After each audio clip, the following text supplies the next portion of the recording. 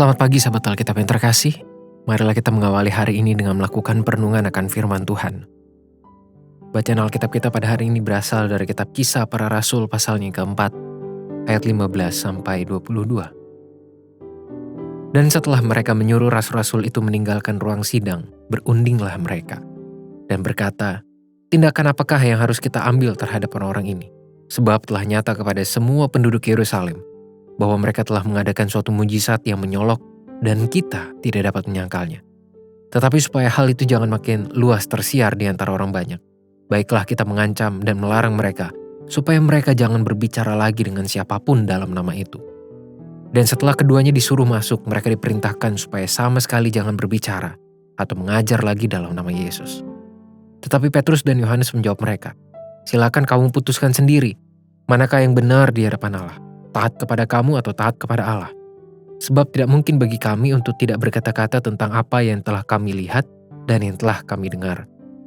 Mereka semakin keras mengancam rasul-rasul itu, tetapi akhirnya melepaskan mereka juga. Sebab sidang tidak melihat jalan untuk menghukum mereka karena takut akan orang banyak yang memuliakan nama Allah berhubung dengan apa yang telah terjadi. Sebab orang yang disembuhkan oleh mujizat itu sudah lebih dari 40 tahun umurnya.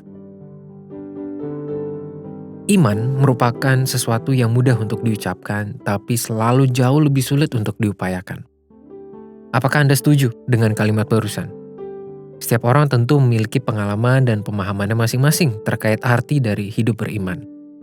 Meski demikian, tetap tidak dapat ditampik bahwa kondisi hidup yang tidak mudah untuk dihadapi selalu memberikan tantangan tersendiri dalam menjalani hidup beriman. Hal ini termasuk segala peristiwa atau situasi hidup yang memaksa kita untuk mengesampingkan iman dari perhatian utama.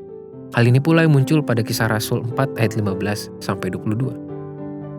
Firman Tuhan pada hari ini telah mengajarkan kita bahwa mengutarakan iman membutuhkan upaya yang persisten, secara khusus ketika menghadapi banyaknya tekanan.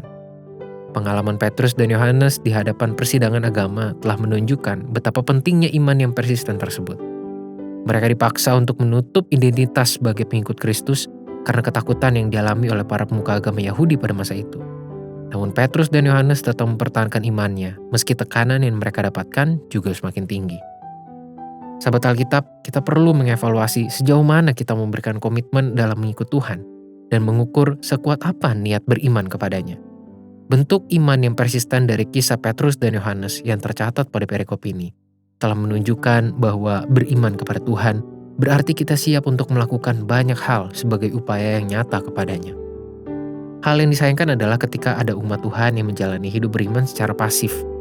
Biasanya indikator dari hidup beriman yang pasif pada diri seseorang adalah cenderung menunggu dan menganggap dirinya sebagai pusat utama kehidupan. Ia merasa Tuhan berkewajiban untuk memenuhi segala yang ia inginkan atau yang ia pikir ia butuhkan. Padahal melalui perikop ini kita justru melihat bagaimana iman kepada Tuhan merupakan sebuah rangkaian upaya nyata yang persisten. Marilah kita berdoa. Tuhan, pertama-tama kami berterima kasih untuk iman yang boleh kami miliki, untuk pengenalan akan Engkau, dan relasi yang boleh terjalin. Yang pertama-tama, Tuhan bangun, Tuhan jalin untuk kami, bersama kami. Namun kami juga sadar Tuhan bahwa beriman bukan hanya sekadar kata-kata, tetapi juga membutuhkan upaya nyata dari kami. Banyak kondisi hidup yang kami hadapi yang membuat iman menjadi semakin atau terlalu sulit untuk kami terima dan kami pertahankan. Tapi tolonglah kami, hanya dalam bimbingan Roh Kudus-Mu lah kami mampu untuk terus bertumbuh dengan dan di dalam iman kepada Tuhan. Hanya di dalam nama Tuhan Yesus kami berdoa dan mohon. Amin.